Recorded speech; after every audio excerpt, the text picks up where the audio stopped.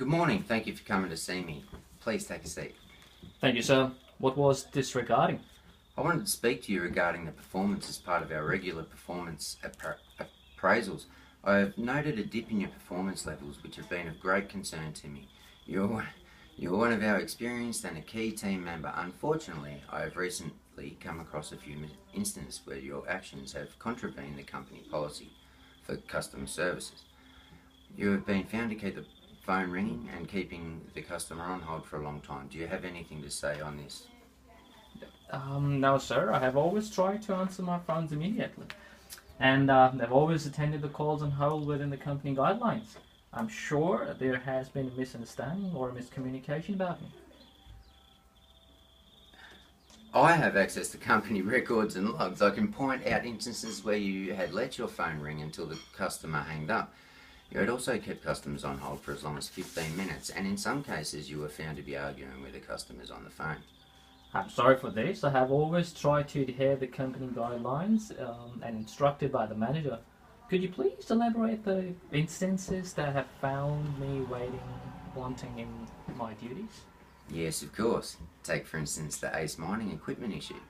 I have studied your conversation with the procurement manager and found that you have faltered on quite a few points, which totally contravenes our company guidelines and policies. I remember that case. It was a case of misunderstanding arising from the technical error of our company system. In fact, I had tried to solve the problem to the best of my ability and had then referred the case to you too.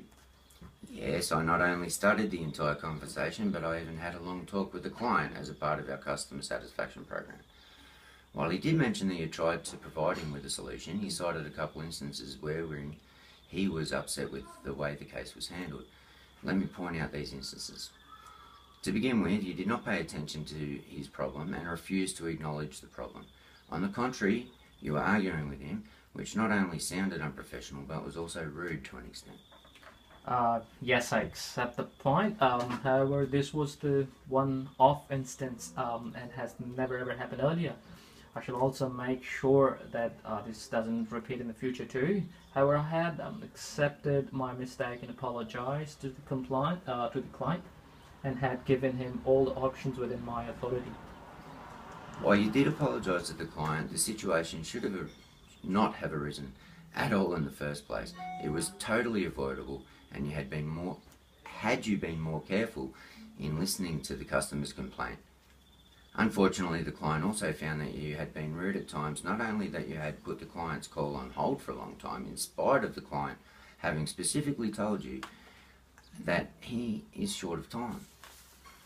I had no intention of being rude to him. Also, I had put the client on hold as I wanted to check his order status, as I was unable to find anything on the system.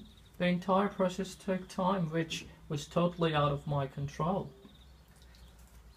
You do know the procedure of putting the clients on hold. You could have reverted to the client within the permissible time and told him that the process is taking time. I guess you're right, sir. I could have handled the situation in a better way. I'm sorry for this. I shall be more careful and responsible in future. I hope you do that. Just to help you in your efforts, I am recommending you for a refresher course on the company policies and guidelines. The company has introduced a special advanced unit on dealing with difficult customers.